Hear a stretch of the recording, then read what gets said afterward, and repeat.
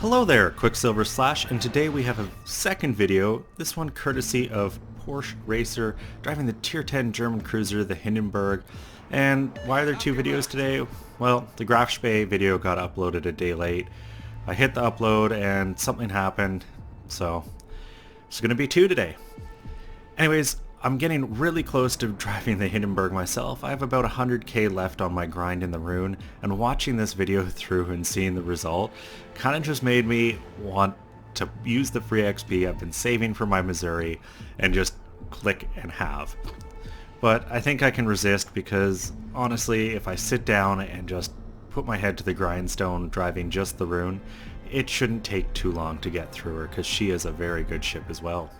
And the Hindenburg kind of just takes it to another level. From what I've heard talking to people, it's kind of the Rune all over again, just with 4 turrets, 2 up front and 2 back. And to me, that's going to make a big difference. Because the Rune's decent nose in, but you take a lot of your turrets out. And from talking to people, the Hindenburg definitely has some trolley armor. And I know that myself just from trying to shoot at them. They seem to bounce all kinds of shells and just really tank through some situations you wouldn't expect it.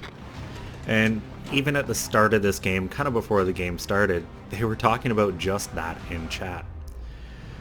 So Porsche is also joined in a division by JCF driving their Khabarovsk, which oddly enough is going to be another video sometime in this next week, is JCF in his cab.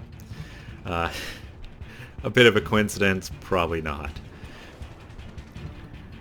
So right off the bat, gets a shot over this hill at the Azumo, and will it land? That is the grand question. One thing you will notice about the volley, there it is, 4,000 damage, 6 sales of HE, is he's using HE. And because of the range this ship has, it is actually a very effective fire starter. I know some people have kind of criticized it and been like, nah, the Zhao's the best ship for this, blah blah blah, its HE's way better. But I've seen enough Hindenburg games and enough replays to know that this thing can definitely start its fair share of fires. So it's definitely not a shell type to be avoided. I know there's some who kind of think, oh, it's German, just use AP only, that's the only thing that's going to work. No, the HE works really well too.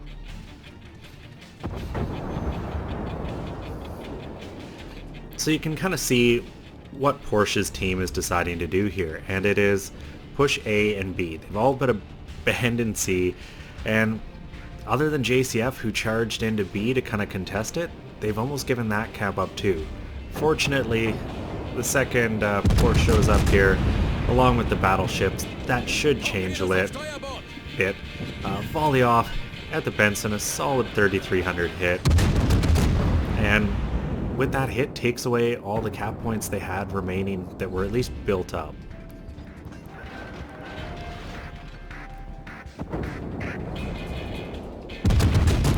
You can see an enemy Hindi there, Beast Go 1 from Team Special Forces, and unfortunately JCF eats a torpedo there, ending his game a little prematurely. But don't worry, you'll see one from him where he does far better than just driving into a cap and exploding.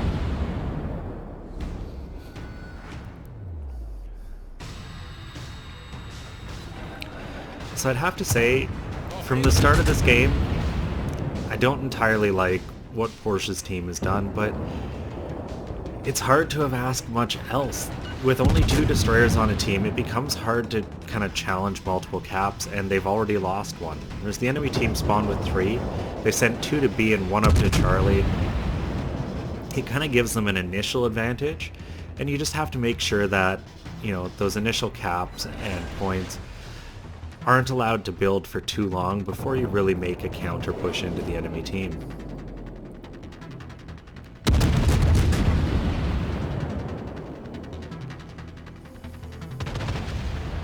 So we're now coming up on 5 minutes into the game. Porsche's managed about 12,000 damage, but I'd say that's respectable considering how long it was spent by his team just repositioning to this area. And sooner or later he's going to get lucky here and start lighting some actual fires. And once you get a fire going on a ship, swap to AP and just do damage, or you force the cooldown. And that is one thing I'm gonna say now, because people always seem to do it. If you're a battleship, don't hit damage control the first second you get a fire, because I can guarantee you if you got one, there's gonna be 3 or 4 more coming. Just use your repair to mitigate the damage, and wait to use your damage control. Too often, especially at high tiers, I see battleships get a single fire lit on them, instantly rep it, and then everyone focuses on them and just goes, well, they wasted their opportunity.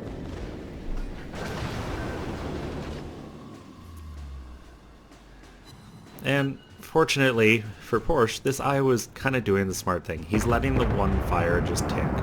It's going to be damage you can recover. And in Porsche's case, it's damage that he's getting done.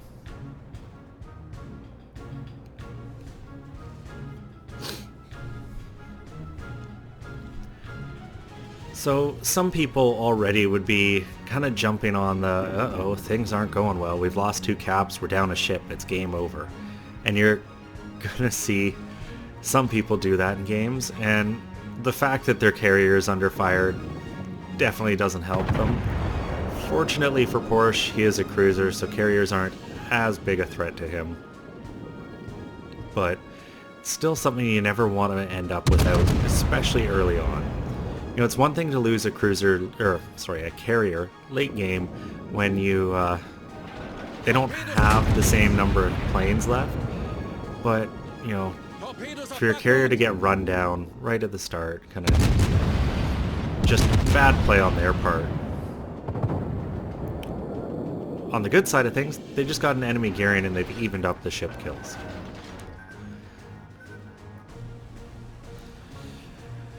Torpedoes run out before they make it to Porsche, but they weren't going to hit him anyway. He saw them coming, got a good turn in, and successfully dodged them. Speaking of torpedoes, you will notice PorscheRacer doesn't use the hydroacoustic search, instead has gone full AA, and that's something I feel you kind of have to do in the Hindenburg. And maybe the Rune. I know I don't, but I always play my Rune very aggressively, and I'm typically driving alongside battleships. But when you're driving alone or you've got a DD in your group, the DD can sit ahead and, you know, kind of help you spot. Having that ability to protect yourself from aircraft is definitely a major plus. So those are one of those things that, you know, battle to battle, you should be changing, depending, especially if you're in a division, on your division composition. Don't just go with one setup and be like, this is how I'm always going to do it. Switch those consumables up based on who you're with, you know. If he was playing alongside a Des Moines and they planned to stick close together, there's probably no real need to have all the anti-air, and then, you know, the hydroacoustic would be very useful to have.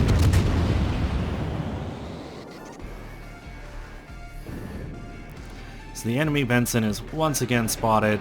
Porsche's first volley is well short, but the Benson's keeping himself spotted, and, you know, just gives you time to correct. You know, hitting a destroyer at 13 kilometers is not an easy thing to do. You know, I find 10k is kind of where the break happens with a lot of shells, I'll say.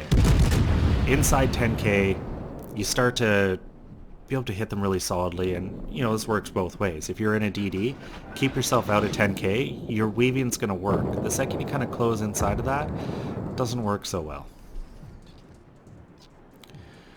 But over the last few seconds, a number of ships from both teams have pretty much been evaporated, and now things are starting to look dire. They're down 6 ships to 4 until Porsche lands those 10 shells. Once again, all HE, wiping that Hindenburg off the map, and goes to work on the Iowa. But as I was saying before the kill, things are looking a little dire. You know, they're down 6 ships to 5, they're down the 2 caps and all the points. Here comes a set of torpedo bombers for Porsche, and this is exactly why when you're kind of in a situation where you're going to be alone, you want to have that AA. Because those enemy planes don't even get a chance to drop at him. And you can see him just doing a look around to make sure there's no kind of second wave of attack. Because you always want to expect that. You know, if they're sending one set of bombers at you, the other's probably coming in from another side potentially. So take that time, look around, even if it delays a shot by a few seconds, just so you're not driving straight into an ambush of torpedo planes that you didn't see.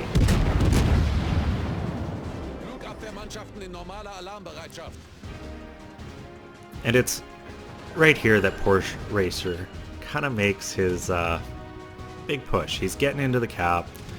He's closing in on a battleship, you know, getting close to that 10k mark. I always seem to judge. It's sub 10k to me, you know, as I was saying with destroyers, is kind of close range. Beyond that is more long range. And for some reason that just seems to be true of a lot of ships. So you're starting to get into that distance with a battleship where you really need to be careful. And you see he's still using HE. He forced the damage rep, so that fire is going to tick now. He's keeping himself at about 15 degrees or so to that IO's guns, which should be kind of the most effective amount of armoring to block incoming shells. And you'll notice he switched to AP. He's got the fire, he's got the tick damage going, he's got a battleship side on in very close, so he swapped shells types, and the last volley there was 6,700 damage. Like, he's doing consistent damage. Here comes the shot, and nothing. You notice he kind of did the turn right as the shells were coming, and just skillfully ducked a whole lot of damage. He's got the torpedoes off, but his guns can certainly still do work. That one, a little unfortunate, only 970 damage. And I find with the American ships, where you want to hit is just forward of the #1 turret, in that big flat bow spot. You're not going to get the citadels, but you're going to do a lot of consistent damage, and the torpedoes there doing more than their fair share, finishing that Iowa off.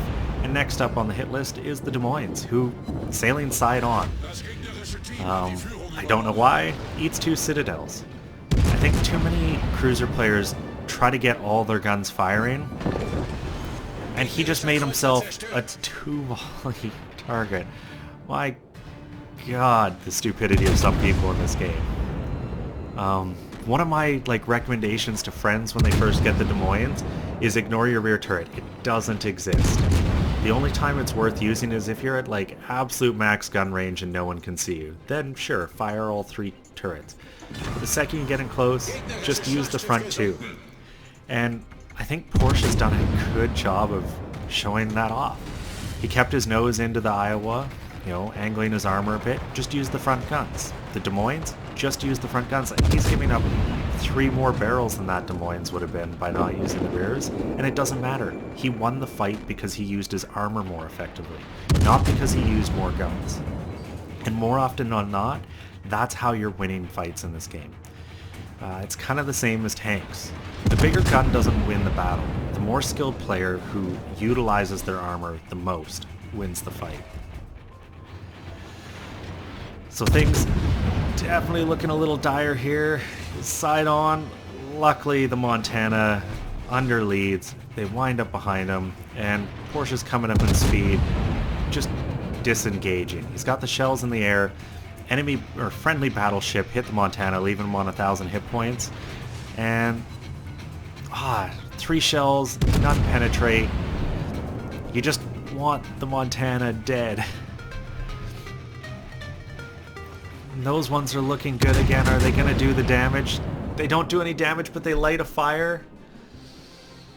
Is it going to be enough? No, the Montana repairs it and is running a repair party. He's going to get away.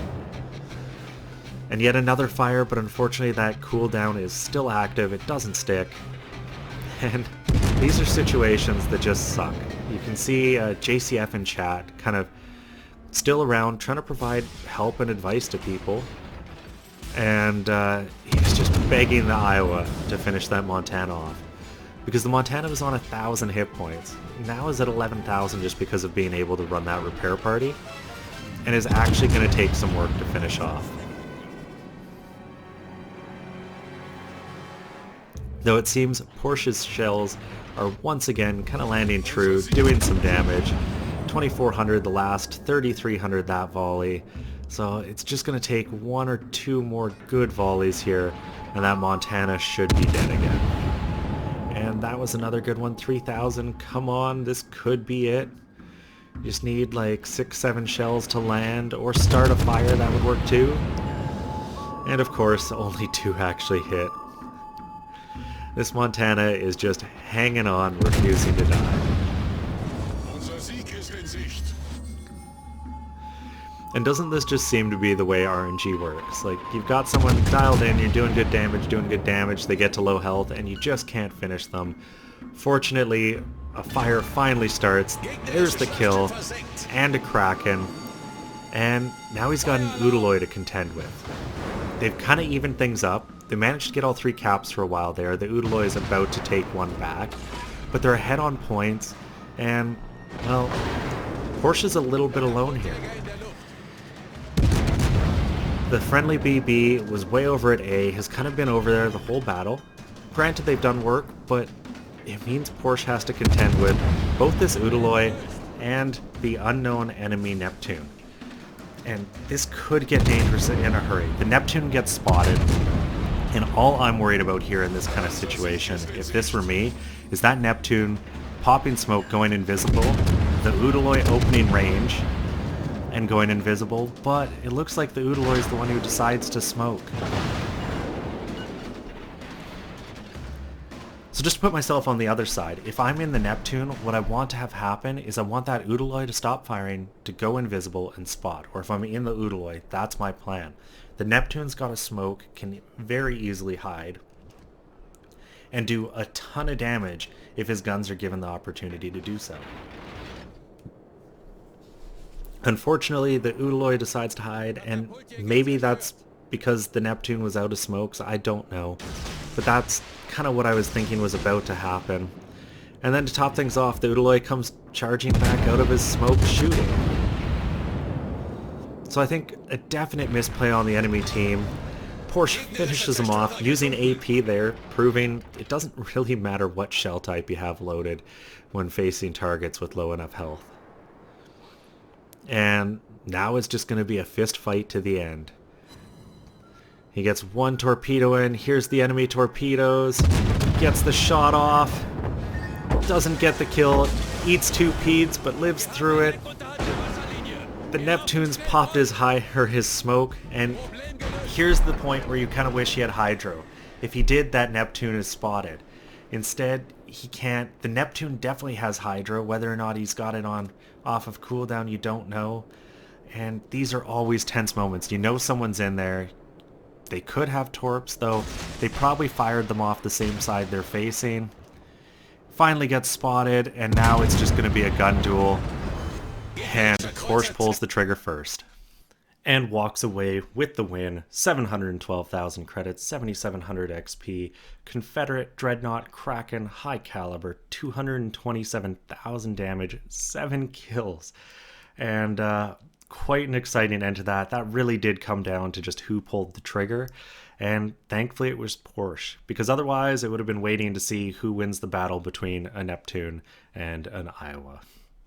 And with a game like that, you better believe top tier base XP, 3,333, well outperforming anyone in the game. And then just look at those damage totals, absolutely insane. And when you have a game like that, even at tier 10, you're walking away with some serious cash in pocket, 484,715 credits to keep, and XP on a commander that probably doesn't need it, but will still happily gobble it up. Anyways, I hope you guys enjoyed this game as much as I did. If you did, consider giving it a thumbs up or subscribing to the channel. A thank you to Porsche for submitting this video. It was much appreciated. To anyone else who has videos, Qckslvrslash@gmail.com. I promise I do go through them. I've actually got a big backlog, and it's really made this a lot more fun to be able to see other people's experiences in the game rather than my own. Anyways, I'm Qckslvrslash, and I'll have another one for you guys later.